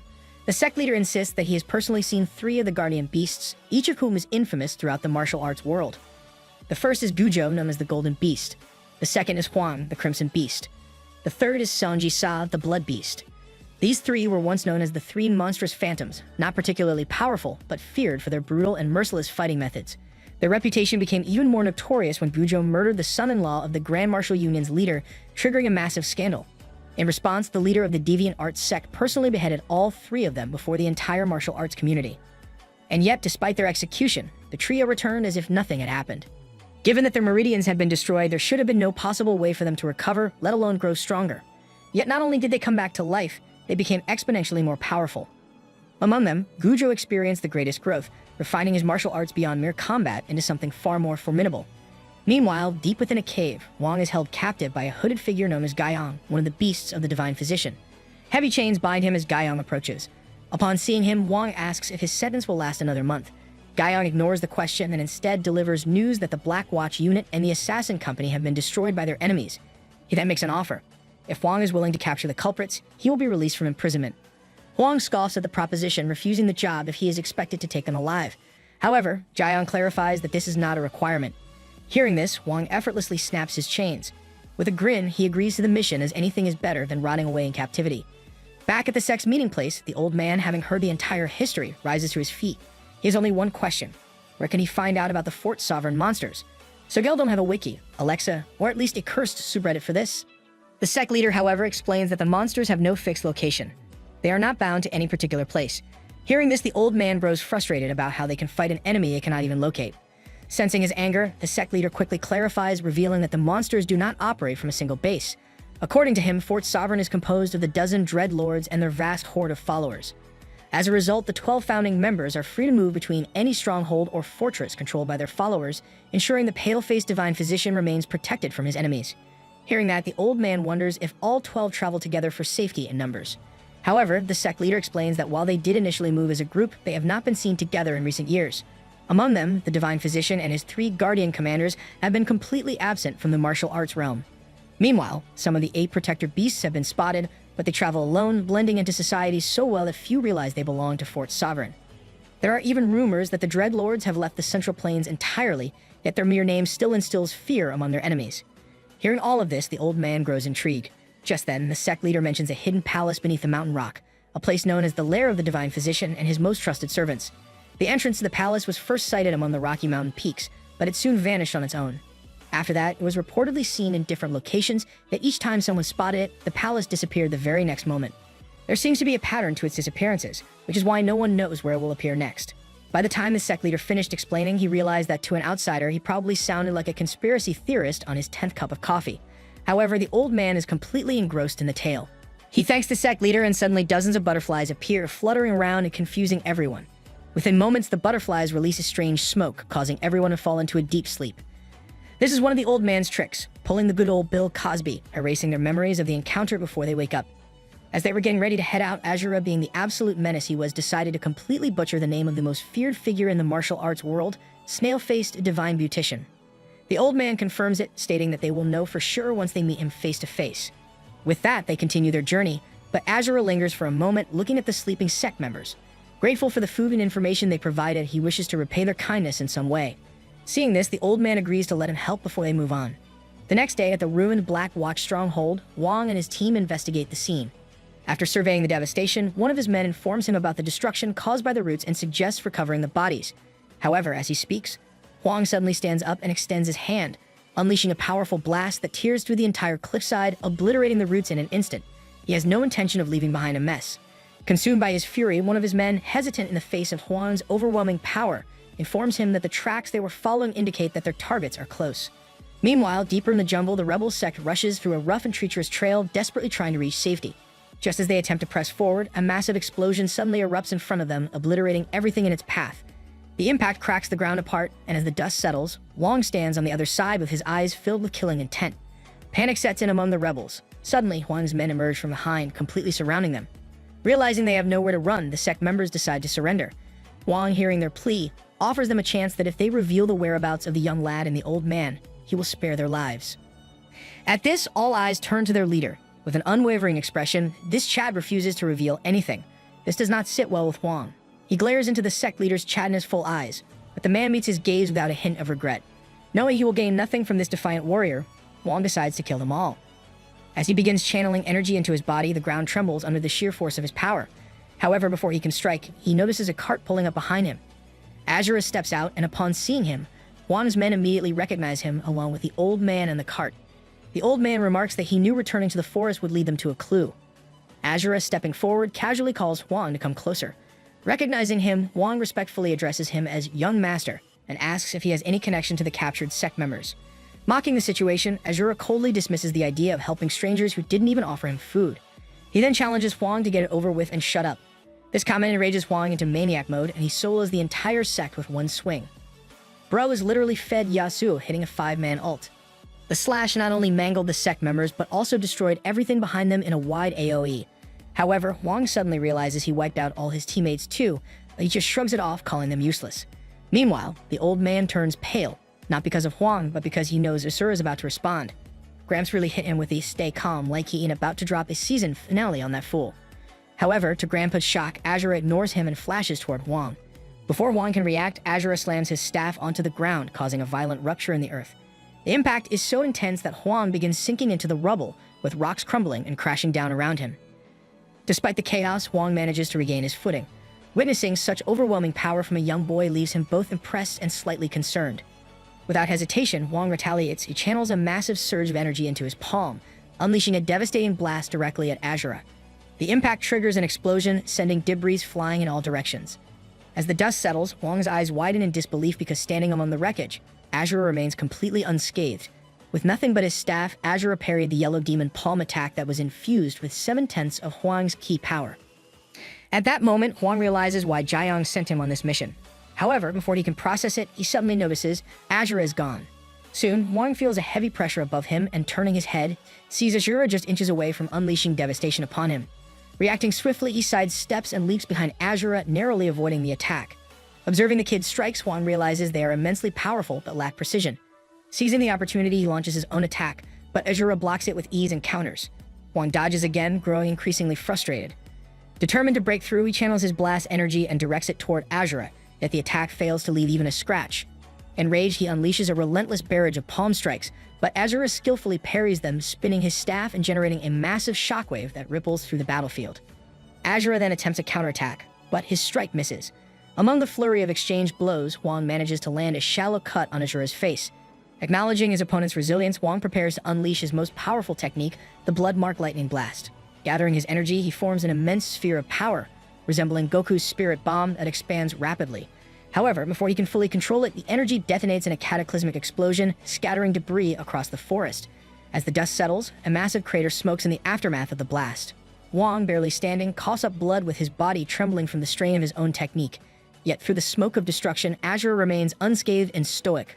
Without a word, he steps forward, claiming that it is his turn now. Huang, realizing he's about to get the ultimate GG scream, starts channeling up his palm attack again. However, Azura, in his "Not fam, not today" mode, in a flash swings his mighty sword and unleashes a powerful shockwave that deepens and expands the crater. The attack lands directly on Huang's body, sending him crashing to the ground, torn and severely wounded. A deep imprint of Azura's staff burns into his shoulder as he struggles to breathe, coughing up blood.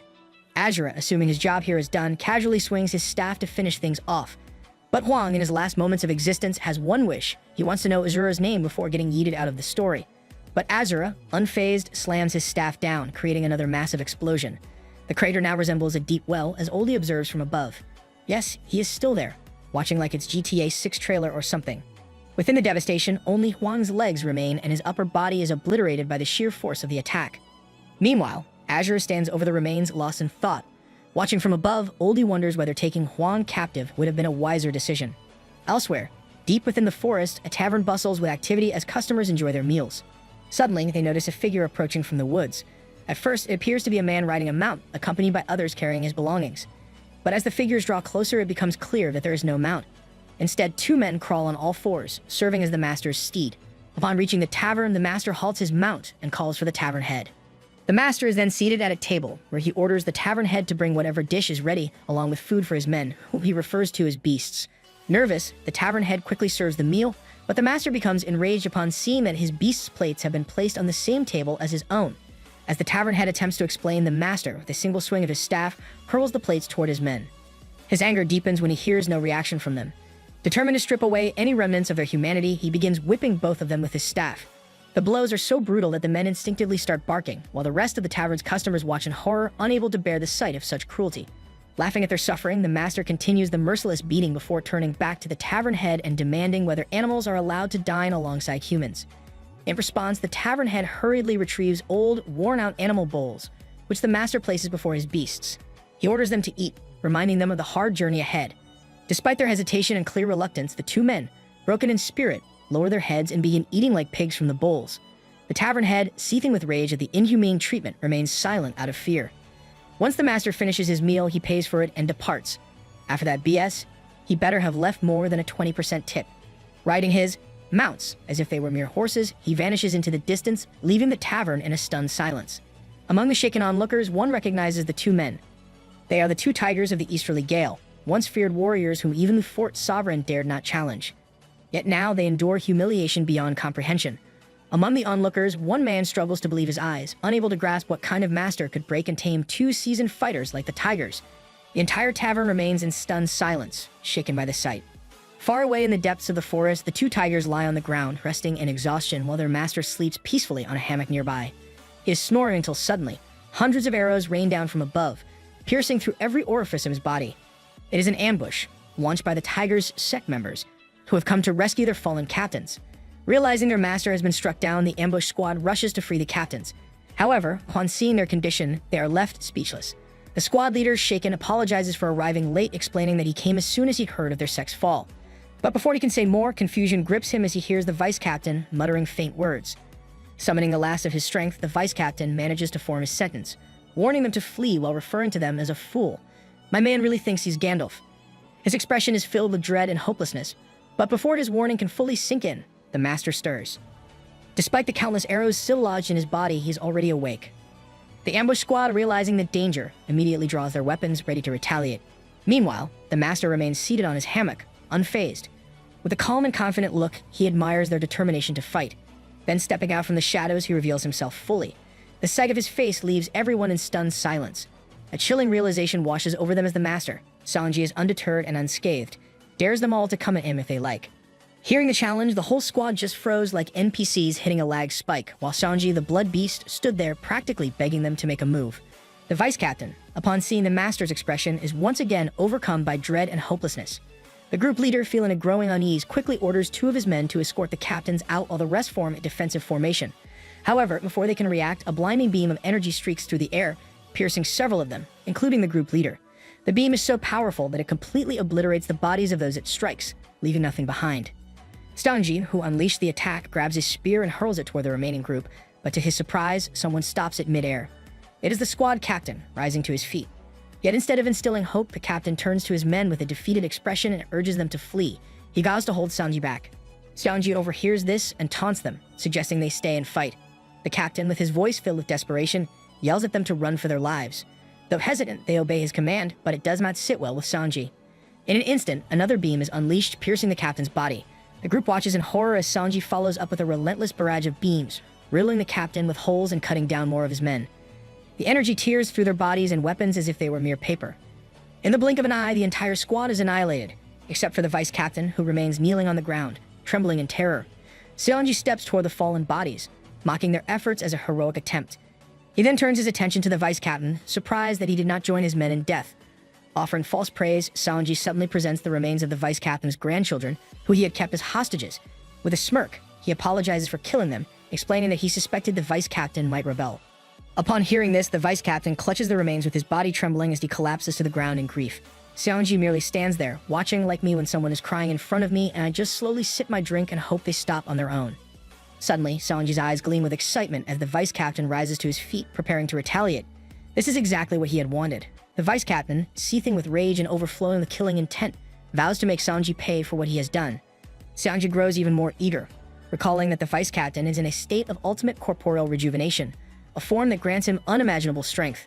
Before Sanji can focus further on the thought, the vice captain closes the distance in an instant, flashing toward him with deadly intent. Yet Sanji remains nonchalant. With a single swift motion, he slices the vice captain clean in half with his razor-sharp hand, spraying blood in every direction. He expected better, but in the end, the outcome was the same.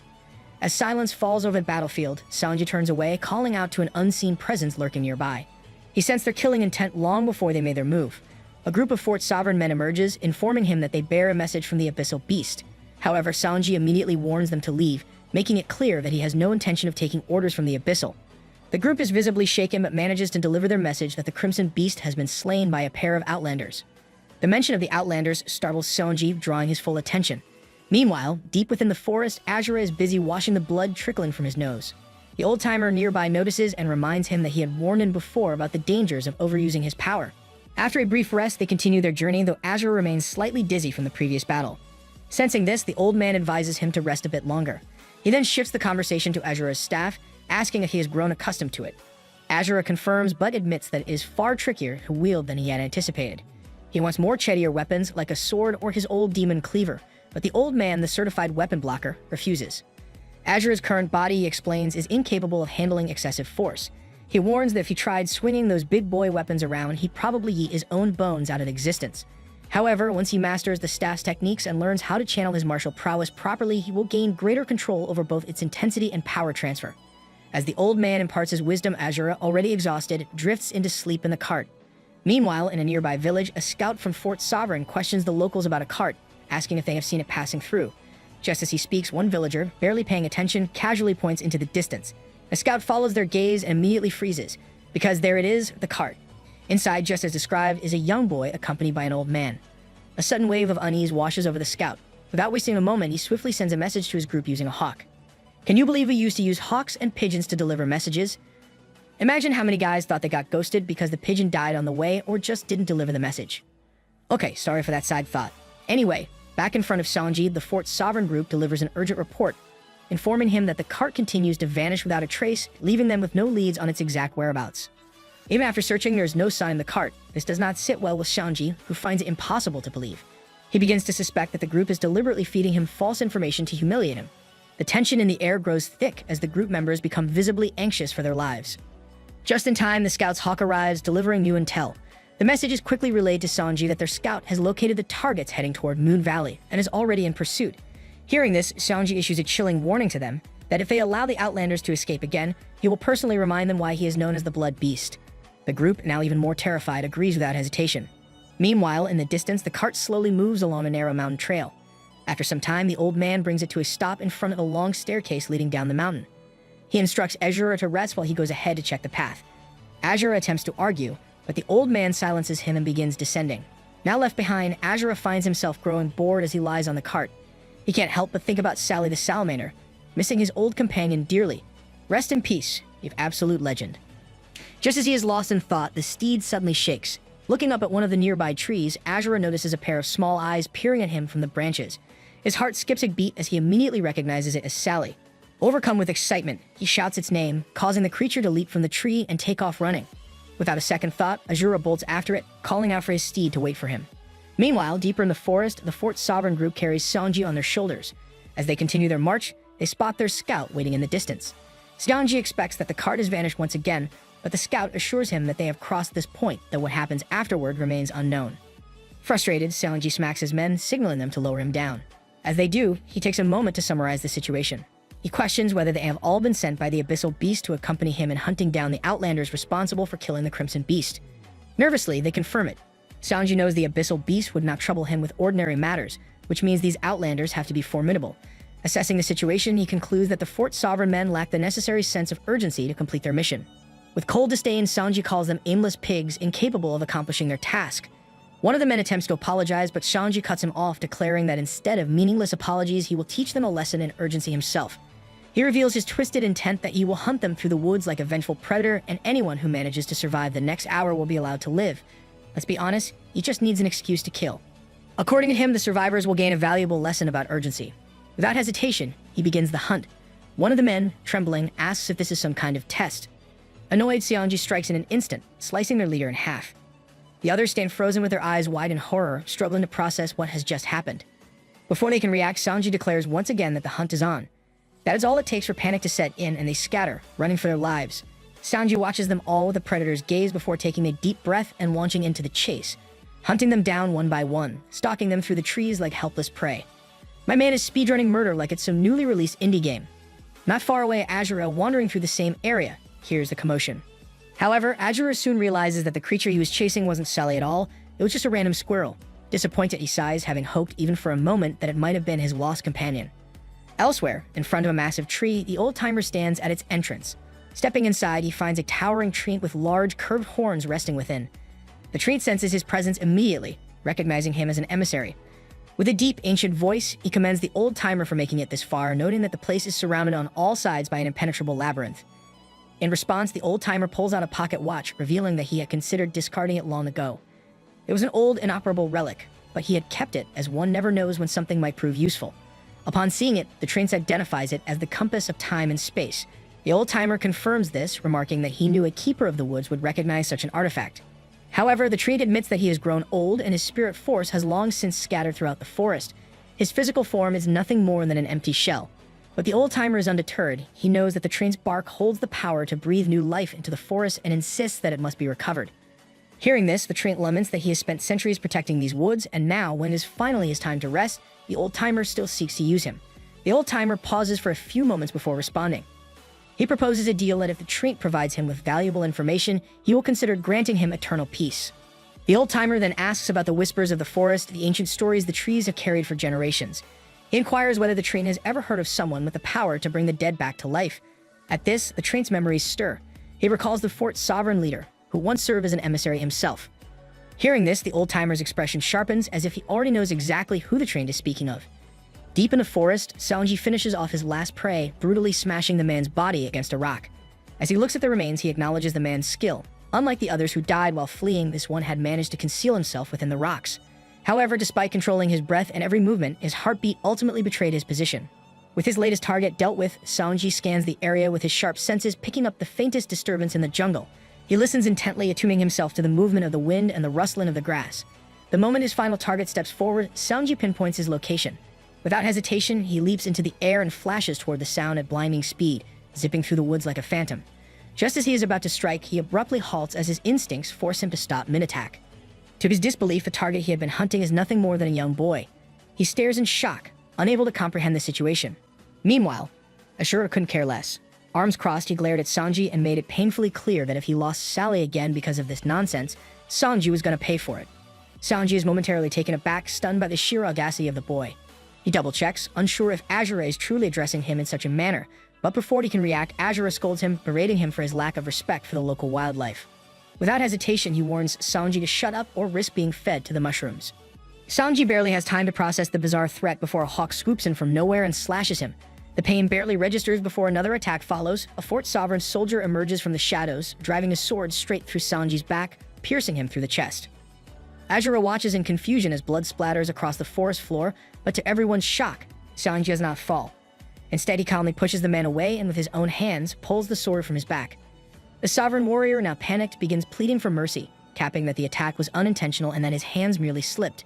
But Sanji, with worms sprouting from his facial wounds, is excited, declaring that only this man has managed to pass his test. He offers him the position of his loyal hound, shocking him even more. Ashura, observing all this, finds it strange that the sword had pierced the man's heart, yet he is still standing as if nothing happened. The warrior grows even more horrified as Sanji's eye fully recovers, with the worms mending the wound. Sanji claims that these little friends are the ones to whom he owes his immortality. He explains that, as a hound, he should be accustomed to seeing them, but the man suddenly points behind him, screaming that the person standing there is the one who killed the Crimson Beast. This shocks Sanji, while Ashura remains confused, unsure why the man is pointing at him and talking about something that sounds like cream. My man has the hearing of my 85-year-old grandma. Sanji turns, enraged, realizing that the Crimson Beast was defeated by nothing more than a child. Ashura, too, recalls his fight with Huang, but before he can process his thoughts, Sanji strikes him with a powerful attack, sending him crashing into the ground. Ashura collides with a rock, blood spilling from his mouth. Guys, Ashura took damage, and it's not even from his old timer. I think it's GG. As Sanji delivers his lightning-fast attack, the sovereign warrior watches in shock and disbelief. He is confused about what just happened, as before he even realized it, Sanji had already struck his target, sending him flying into a rock with a single blow. The impact is so powerful that it splits the rock open like a plowed field. Watching this unfold, the man understands that Sanji clearly has the upper hand, but he is puzzled by his sudden disappearance. Suddenly, a sharp cracking sound comes from behind him. As he turns, he is stunned to see the massive tree behind him breaking apart, with Sanji embedded in its trunk, blood spilling from his mouth. Sanji is injured and the reason becomes clear. When he struck Ashura with his fist, Ashura retaliated by counterpunching him in the face at the last moment, sending him crashing into the tree. Sanji is shocked that Ashura did not move until the very last second, countering him with precise timing and accuracy. As he processes this, Ashura rises from the rubble, also slightly injured. Emerging from the debris, he speculates that Sanji might be acquainted with Huang, noting that they seem to share an unusual way of introducing themselves. However, as Ashura tries to steady himself, his mind suddenly becomes hazy and a sharp pain surges through his head. Seizing this as an opportunity, Sanji charges at him and swings his staff, but Ashura effortlessly dodges by leaping to the side. This amazes Sanji, who quickly follows up with a knee strike. Ashura blocks it with his hand guards, but the sheer force results in him getting forcefully installed into the nearest rock formation. Azura tightens his grip on Sanji's knee and with a sudden press, cracks the bone. Sanji winces in pain but acknowledges Azura's raw strength, comparing him to a raging bull. Without hesitation, Azura grabs Sanji by the neck and slams him headfirst into the rock. The sheer force of the impact causes the stone to crumble, and as Sanji lies pinned down, Azura unleashes a relentless barrage of punches, keeping him restrained with his other hand. Sanji takes the brutal hits, leaving his body battered and broken, while Azura finally pulls away, clutching his head as the headache overtakes him. This is due to the strain of using his powers. Just as he turns to leave, the sound of bones cracking stops him in his tracks. As he looks back, he is shocked to see Sanji standing once again while his body rapidly regenerates. The source of his recovery is the writhing worms inside him, repairing his injuries from within. As Sanji heals, he recalls the time when his leader, the Divine Physician, saved him. Once condemned and executed by the martial arts realm for his crimes, Sanji's body had been left to rot, consumed by maggots. But the Divine Physician intervened, transforming the very maggots that fed on him into a miraculous force of regeneration, allowing them to live within him as a reminder of his second chance at life. Returning to the present, Sanji stands fully healed, while Azura watches in disbelief. Hearing Sanji's story, Azura wonders if he is one of the so-called immortal beings, to which Sanji confirms. Without warning, Sanji swings and lands a powerful strike across Azura's face, momentarily catching him off guard. The impact sends Azura crashing into the ground. As he struggles to rise, coughing, Sanji acknowledges Azura's resilience, realizing that an ordinary opponent would have been finished with that single hit. In that moment, he also begins to understand how Huang was defeated by Azura. Meanwhile, Azura steadies himself and dismisses Sanji's attack as nothing more than a trick, calling out his worms as mere weapons. This revelation stuns Sanji, wondering how Azura knows about his secret art. Azura reveals that Sanji is not the only one with so-called hidden techniques. In fact, compared to others he has encountered, Sanji's ability is insignificant. These words enrage Sanji, and he immediately fires a beam attack aimed directly at Azura's head. However, it strikes only his illusion. The real Azura swiftly dodges and charges towards Sanji, calling him weak. Sanji retaliates with a wild swing, generating a massive blast, but Azura backs away just in time, evading the attack. As he observes Sanji's movements, he finds it unsettling that Sanji is using two worms, one on each arm, to lash at him like whips. Determined to balance the fight, Azura removes the scarf from his neck and wraps it around his hand, stating that he should have ended this battle before things became so grotesque. But as he secures the scarf, he notices something strange happening to Sanji. His body trembles violently, and suddenly, a swarm of snakes erupts from his back, writhing and twisting. In mere moments, the snakes extend into long tentacles. Oh boy, there's always a final form, isn't there? Azura stands his ground as the snakes extend into the air before suddenly launching toward him with incredible speed. Upon impact, they create massive explosions as their sheer power tears through the battlefield. Though Azura manages to evade most of the attacks, another wave follows immediately. The tentacle-like appendages come within inches of striking him, but with a single swing of his scarf, he slices through them effortlessly. Despite cutting down several, Azura quickly realizes that fighting an entire swarm at once is no easy task. So he coils his scarf around the writhing mass, pinning them down before unleashing a relentless flurry of punches. The force of his blows is so intense that the ground shatters beneath him, rupturing into fragments. As the dust settles, the worms lie scattered on the ground. However, they quickly begin regenerating, just as Sanji does. Azura watches in shock as the creatures prepare to attack once again. He wonders whether he should cut them all down at once and decides to go all in against these monstrous tendrils. But as he focuses, his eyes starts lagging, distorting his vision. Seizing the opportunity, the worms strike. Azura narrowly evades the attack by leaping into the air. As he jumps back, one of the worms catches up to him, nearly slicing him in half. He barely manages to dodge by ducking at the last second. Another follows, wrapping tightly around his arm, but with sheer force, he rips it apart using only his strength. However, before he can react, he notices more of them already coiling around his legs. Suddenly, Azura is lifted into the air and yeeted into the ground with immense force. The impact buries him deep within the earth, but before he can recover, another devastating attack follows, creating a massive explosion that pushes him further into the depths of the abyss. Meanwhile, the Fort's sovereign man stands in stunned silence, watching the battle unfold. Observing Sanji's immense power, the man realizes that if Sanji is this formidable, then the strength of the 8 protectors, whom no one has ever seen, must be unimaginable. Sanji possesses remarkable martial prowess despite lacking extraordinary techniques or specialized skills, yet he still fights with overwhelming ferocity and strength. He does not wield a weapon, but his mastery over his own limbs, using them as swords and spears, allows him to unleash deadly, unrelenting attacks. No one has ever witnessed Sanji's whip technique in person until today. The Fort Sovereign man watches Sanji recovers, wields his whip, and attacks with a near-maniacal intensity. The sight was both supernatural and monstrous, but what truly shocks him is the realization that no one has ever forced Sanji into this form before. This thought unsettles him, and he silently hopes it is not the case. Just as this dread settles over him, Azura crashes face first into the ground right in front of him with his body appearing lifeless. Hesitant but summoning his courage, the Fort Sovereign man picks up his sword, preparing to take action. However, before he can make a move, he hears Azura gasp for air. As Azura lifts his head, he sees the man poised to strike but is interrupted by Sanji's voice. Sanji, impressed that Ashura is still breathing, acknowledges his resilience. He realizes that Azura's flesh is unnaturally sturdy, seemingly indestructible. Sanji thanks him for the experience, for now he understands what it's like to fight an annoyingly persistent enemy, just like himself. But the lesson is over, and he intends to end it once and for all. With a surge of power, Sanji sends his tentacles barreling toward Azura with overwhelming force. The Fort Sovereign man, standing directly in their path, screams in terror, but before he can react further, Azura swiftly uses his scarf to snatch the man's sword.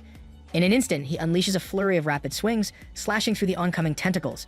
His strikes are so fast and powerful that he cleaves multiple tendrils in half. Sanji stares in utter disbelief. He cannot comprehend how his monstrous appendages were severed so effortlessly by a mere sword. Azura, with a sharp pull, retrieves the blade once more, while Sanji remains frozen in shock, struggling to process what just happened. Gripping the sword tightly, Azura fixes his gaze on Sanji and declares that his time is up. He should prepare to die. Oma Wamu Shindiru.